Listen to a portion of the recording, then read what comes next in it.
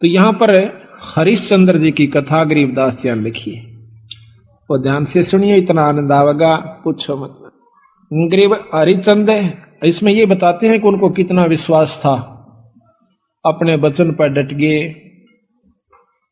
लड़का भी बेच दिया, रानी भी बेच दी, अपने आप को भी बेच दिया, लेकिन अपने उद्देश्य को नहीं छोड़ा। गरीब हरिचंद हरि हेतम अयोध्या नगरी रहते, सतयुग सिंध समाद बचन सब ही सत कहते।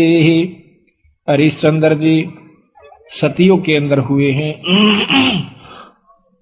और वो अपने सत के वचन बोला करते, सत पर रहा करते थे, असत बात नहीं कहा करते, बड़े दानी थे। ग्रीव स्वर नर मुनि जन देव सकल मन नाही भाया, सब मुनि करी फैलाद सुनो तुम्हें तेरे भवन राया। इतनी अच्छी कीर्ति राजा हरिश्चंद्र की होगी थी कि वो देवता लोग भी उससे यानी जीलियसी करने लागे, द्वेष रख कर लिया। तो विष्णु भगवान के पास जाकर कहते हैं कि महाराज एक हरिश्चंद्र नाम का मृतमंडल के राजा है, मृतमंडल में अयोध्या नगरी में राज करता है। तो वो कहते हैं सत नहीं छोड़ता, हम उसकी परीक्षा लेना चाहते हैं। ग्रीव स्वर नर मुनि जन देव सकल ना भाया, सब मुनि करी फैलाद सुनो तुम त्रिभुवन राया। ग्रीव सत वाक है सत ही कह है, ये सत ही पूजा ध्यान, सत ही सारा कर्म है, सत के चले विमान। ग्रीव स्वर नर मुनि जन देव फैलाद लगाई भारी, सुनो विशंबर नाथ हरिचंद्र हैं अधिकारी। गरीब कहें विशंबर नाथ सुनो क्या कि जय देवा, वह हरिचंद्र सतलीन करत हैं सब की ही सेवा। गरीब हरिश्चंद्र का पति व्रत टर नहीं टारा, वह सतवादी संत रहे। गरीब हरिश्चंद्र का पतिव्रत टर ना टारा भाई, वो सतवादी संत रहे हमारी शरणाई। राजा हरिश्चंद्र मेरी शरण के अंदर है भाई, वो सत नहीं छोड़ सकते। गरीब बोलत हैं ऋषि देव जात है हमारी पदई, सुनो सहस भुज नाथ करत हैं हम उनकी बदई। इंद्र जी कहते हैं कि मेरी पदवी जावेगी महाराज, अगर वो इस सत पर डटा रहा और देवताओं की पदवी उसको देनी पड़ेगी, तो हम उसके साथ बदई करेंगे, हम उसके साथ तो है ना खेचातान करेंगे, उसके सत को तोड़ेंगे। गरीब गण गंधर्व सब देव सकल में ऊंचा को है, लीजे ताहे बुला हरिचंद टार जो देव है। विष्णु भगवान ने बोले भाई देख लो तारी मर्जी। उन्हें मालूम था कि जो मेरी शरण में आ गया और सत पर डटा रहा तो उसका कोई बाल नहीं बांका कर सकता, पर ये भी राजी हो लेंगे, ये प्रसन्न हो जाएंगे, देख लेते हैं।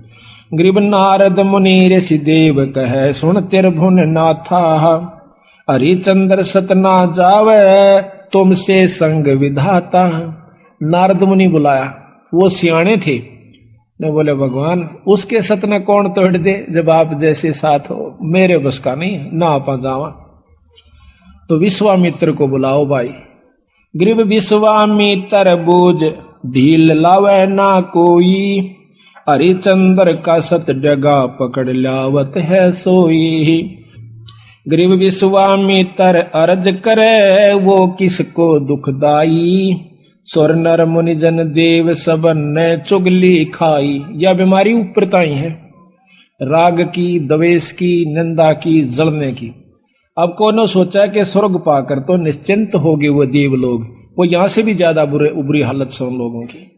अब मर पड़ के ये 3 लोग की साधना स्वर्ग प्राप्ति है।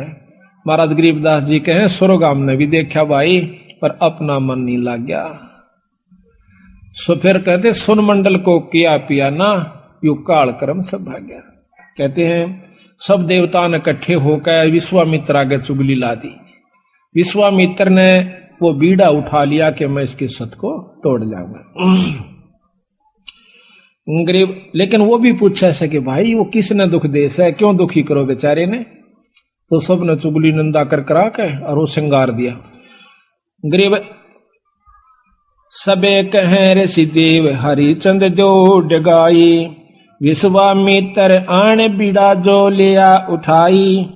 गरीब आबिया तबिया त्रास दीजियो हमरे ताही। ये 3 प्रकार के दुख होते हैं प्रताड़ना करने के, जो कि गुप्त रूप से संत छोड़ देते हैं और वो परेशान हो जाता है। पकड़ ल्याऊं हरिचंद पलक ना ढील लगाई, गरीब जब दे दो त्रास कहे भगतन के ईसा। हरिचंद विश्वामित्र जब दिया किया मर्तलोक पियाना, दारे रूप बराहा बाग में ल्याधिम ताना। विश्वामित्र ने एक सुअर का रूप बनाया, जंगली सुअर का। राजा हरिचंद्र का एक बहुत कीमती बाग बहुत प्रेम से लगवा रखा था। उस सुअर ने वो सारी बगीची उखाड़ दी, नीचे हुड शरीर अपना मुंह देवे और उथल पुथल कर दे। को जावे नजदीक उस माली ने या उनको खाने भाजे, यानी तीर भी मार लिए, उसका कोई असर नहीं हुआ। तो सब उठ कर राजा हरिचंद्र के पास आते हैं। तो हरिचंद्र बोल रहा भाई की बात होगी। कहने लगे महाराज जी एक ईसा का सूता हुआ रहा है सुअर है, और वो तो सारा बगीचा उजाड़ दिया और हमने तीर गोली मार के देख ली, उसका असर ना होता। कहते हैं राजा हरिचंद्र ने खुद घोड़ा पिड़वाया, उसके ऊपर अपना अग्नि बाण लेकर अगर के बाण लेकर के बैठ गया और सेना भी साथ चढ़ ली। एकदम राजा हरिचंद्र जब आवास है वो सुअर उसमें से निकल कर भाग लेता है। राजा हरिचंद्र इतना तेजी से भागता है, सेना तो बहुत पीछे रहेगी, वो आगे चले जाते हैं। वहां जाकर के विश्वामित्र एक ब्राह्मण का रूप बना ले से, और एक लड़की और एक लड़का दो अपनी सिद्धि से तैयार कर देता है। उस लड़की को राजा के पास ले आवे, हाथ जोड़ कर न्यू कैसे, हे राजन, हे एक क्षत्रिय, एक विपर का काम कीजिए। अक महाराज एक यहाँ पर शायर आया था, अकमन ना बेरा शायर सुर का, पर मेरा काम कर महाराज, किधर छुप गया होगा कित पाओगा तनव के काम से भी परवर के एक कन्या है ये, इसका ब्याह करना से उस कन्या दान करना चाहिए था, कोई व्यक्ति नहीं मिल रहा था, आप आगे धन्य है। राजा हरिश्चंद्र आप तो सतवादी हो, आप क्षत्रिय हो, ये गरीब कन्या एक ब्राह्मण की लड़की का ब्याह हो रहा है, इस पर कृपा करिए। तो बोले महाराज जी ठीक से, स्नान कर ले, नहा धो लिया। कहते हैं कि इनका पति कहाँ है उसको बुलाओ। उसी समय वो लड़का बुला लिया, फेरे करवा दिए। कहने लगे इनको कन्या दान दे, 7 असरपी दे दी। न्यों कन्या नहीं कर मांडा, ऐसे नहीं करा। तो वो कहता है हरिश्चंद्र कि तू राजा होकर और 7 असरपी दिखावे, तेने शर्म नहीं आती, तुझे श्राप दे दूंगा। हरिश्चंद्र कह महाराज नो ना कर, या मैं थोड़ा लेके आया था, जल्दी में था, आप चलो जितना चाहो सो ले लो। कदे वहां मुकर जा, अक नहीं मुकरूंगा, अक लिख कर दे दे। क्या लिखवाओ? अक आपका सारा राज मेरे नाम लिख दे, वह पैसे दे देना तन दे दूंगा। कदे उड़ा जाकर राजा अपन दिखावा, तो उसी समय लिख दिया कि मैं सर्वस्व अपना राज और इसको देता हूं, ब्राह्मण के नाम करता हूं, विपर के नाम। वापस आ जाते हैं, आगे आके राजा को बोला बैठ घोड़े पर। घोड़े पर बिठा के अगली तरफ और पाछा वो पंडित जी बैठ गया विश्वामित्र, राजा को गले से पकड़ लिया आगे थे। अब तो मेरा बंधुआ हो गया। अब सैनिकान देखा कि राजा को अरे को ऋषि पकड़े बैठा, तीर चढ़ा लिए। राजा ने बोला कि या तीन मना कर दे, क्यों मरुआ है मुझे, ना अपना वचन हार जा। सब उसको कह दिया कि चुप भाई, मारो मत, नहीं इसका कोई कसूर नहीं है, मैंने लिख कर दे रखा है। तो ने बोला इब्राज मेरे नाम हो लिया, बता कितने देगा वो? 70 जो है ना 100 असरफी चाहिए थी, 100 बार। वो बोला वो भी दूंगा। ने बोला कितने देगा? तू हार जा, अपने बच्चन ने कह दे मैं नहीं दे सकता। ना ये नहीं कह सकता, कुमा के दूंगा। कुमा का 100 असरफी इतने 10 साल में भी ना कुमाई जा। ने बोला महाराज हमने बेच दे सारे परिवार ने चल कर, तेरे पैसे जरूर दूंगा मां। तो उसी समय रानी को पकड़वा लिया और उसके बाल पकड़ लिया विश्वामित्र। राजा कति नहीं कसक्या, रानी को मतलब राजा को भी बहुत परेशान कर दिया अपनी सिद्धि से। तो फिर भी ने बोला विश्वामित्र के अब भी राजा अपने वचन ने छोड़ दे, मैं दोनों वन छोड़ दूंगा। कहते हैं वो रानी कहती है कि महाराज नजर नजरा में ऐसे ढंग से कह रही है कि वचन मत हारना, वचन साधन नहीं है, और चाहे जीत मर जाओ पर आप वचन नहीं हारांगे। रानी ने भी ये प्रण करके यानी इसको सहारा दिया। उसको ले जा करके काशी में ले जाता है, अयोध्या में चौकी बिठा दी यानी अपना राज बिठा दिया। अयोध्या में आकर के उसको बेचता, काशी में आकर बेचता है। राजा लड़के को और रानी को एक ब्राह्मण ले लेता है हर हीरा नाम का। 50 बाहर के अंदर 50 जो भी असरफी थी या जो न देना था उसके रूप में। फिर आप जाकर के एक भंगी के पास जाता है। वो कहता है कि तूने मुर्द फरोश का काम करना पड़ेगा। क्या काम है महाराज? कि जो भी आवे मुर्दा उससे कफन उतार लेना ना, उसको 1.25 रुपया लेना है उससे टैक्स का। बोला अच्छा जी ठीक है, अगर छोड़ दिया तो तेरे से ले लूंगा। बिल्कुल नहीं छोड़ूंगा। ठीक है। कई दिन तक भूखा बाणा बैठा रहा। एक कहते हैं हफ्ते के बाद वो कालिया नाम का झिमर मुर्द फरोश वो आता भंगी वहां पर, कहता है कि हरिया कहा महाराज तूने भोजन नहीं खा रहा? महाराज आपने भोजन की कही नहीं थी। कहाँ खाऊं? ओ तेरे की एक दुकान बता दी कि वहां से ले आ और अपना खा लिए, पैसे का हिसाब मैं आप कर दूंगा। तो वहां जाकर के वो क्या करता है, भोजन ले लिया एक व्यक्ति का। इतने में विश्वामित्र आकर एक भिखारी का ब्राह्मण का रूप बनाकर कहता कि महाराज मैं भूखा सा,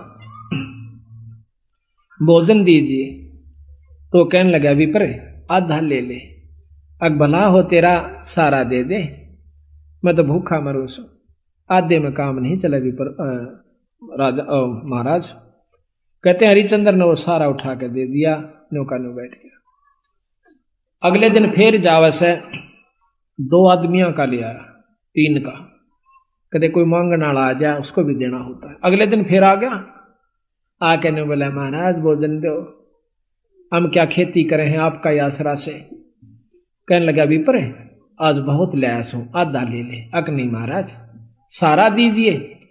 एक कबीर साहब कहते हैं वो नरता मुए जो पर घर मांगन जा, अरुण ते पहला वह मरे जो जा मुख निकसे ना। ने बोला ले भाई ले जा। 15 दिन बीत गए, रोटी नहीं खाई, दुर्बल शरीर हो गया। और उधर से रानी आती है पानी लेने के लिए ब्राह्मण का, और उस घाट पर जब वह पानी भरवाई तो उठा को नहीं घड़ा। रानी कहती है कि महाराज ये घड़ा उठवाइए। और न बोला रानी कमाल कर रही है तू, ब्राह्मण के घड़े का एक भंगी हाथ लावे, मेरे बस का नहीं, इसमें अंदर बढ़कर उठा ले पानी का मां बढ़कर। यहां थोड़ी सी विपरीत कथा हमने सुनने को मिला करती थी कि घाट पर रानी पानी लेने गई थी कुएं पर, और वहां पर यह भी आ गया था पानी लेने के लिए। नहीं, ये गलत है। गरीबदास महाराज ने जो लिखी है वो सत्य है, क्योंकि इन लाखों वर्ष पहले की रामायण भी जो की तो मिलती है बंदी छड़ की। तो वहां पर रानी आई थी पानी लेने की खातिर। तो हरिचंद ने कहा कि अंदर पानी में डुबकी लगा करके घड़ा उठा लीजिए, घर आ जाती है। कुछ दिनों के बाद लड़का रोहतास उस पंडित जी की खातिर फूल लेने जाया करता था। वो रोजाना फूल ला करके पंडित जी को दिया करता था। वो अपने देव के ऊपर, अपने इष्ट के ऊपर पूजा किया करता था। एक दिन कहते हैं रोहतास फूल लेने के लिए जावा है, विश्वामित्र वहां पर एक सर्प का रूप धारण करके वो छोरे को डस लेता है। तो पड़ा पड़ा रोहतास ने कहा ऐसा कि माड़ी मेरी मां ने जिक्र ना करिए भाई, पंडित जी ने बता दे जाकर। वो भाग्या जावस है। अब पंडित जी चाड़ा हो गया कि हो गया कि वो लड़का किसका था भाई, रोहतास नाम बतावस है, और वो तो सांप ने डस लिया और मर गया भाई। उसी समय भाग लेता है वो हरिहर पंडित जी हर हीरा लाल का, और इतनी सुन ली उस लड़की ने भी, यानी उसकी मां ने भी रोहतास की ने कि छोरे का तो सर्प लग गया। वह भी भागी आवस।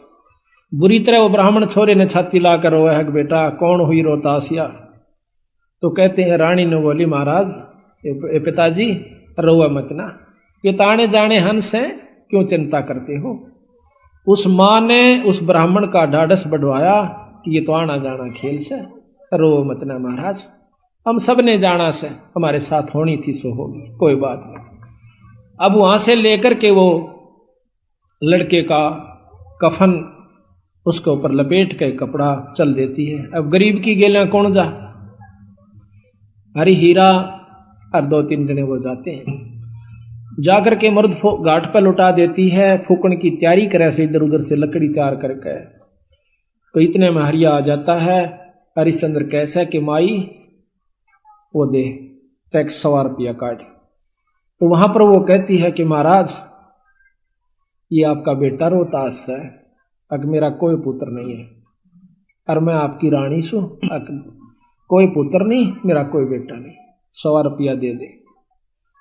मैं बोली चाला कर रहे हो कि यहां पर मैं किस पे लाऊं, इस नगर में मैंने कोई जानता भी कोई ना, और ना मेरा कोई भाई। इतनी कहकर रो पड़ती है, कहने लगे आड़ा ये को नहीं चल रहा, 100 रुपया दे दे, मैं नौकर प्रयास हूं आज। तो वो कहती है कि मेरे पास पैसा नहीं, कफन उतार लेता है और नो कहकर वह पागल हो जाती है और उस लड़के की लाश को पानी में डाल देता है। वह रोती हुई सिर पागल होगी, अकीब रह भी के गया, पति विमुख, पुत्र है नहीं, पागल होगी, सिर के बाल पाड़ती हुई। और फिर विश्वामित्र ने क्या करा, एक अंधी चला दी, जंखाड़ चला दिया। कौन जावा गरीब की गेला, सब आप अपने घर न टल गए। वह जाकर के एक मंडी में सिर छुपा लेती है, पड़ी पड़ी रोए, बेहोश हो जाती है। उधर से विश्वामित्र ने क्या करा, एक बहुत बड़े अधिकारी का लड़का एक बाघ का रूप बनाकर, चीते का रूप बनाकर छोरा मार दिया, पाट दिया और भाग गया लेकर के। वो ढूंढ पड़ी, जब वो विश्वामित्र ही दूसरा रूप बना के कहता है कि आजो मैं बताऊंगा थारे छोरे ने एक डायन ने खा लिया। और क्या करा विश्वामित्र ने, एक पशु की वो खत्म करके और उसका आगे उसके हाथ पांव खून खान लगा के घेर दिया और उसके मुंह का खून लगा दिया। बेहोश पड़ी थी वह रोहतास की मां तारावती।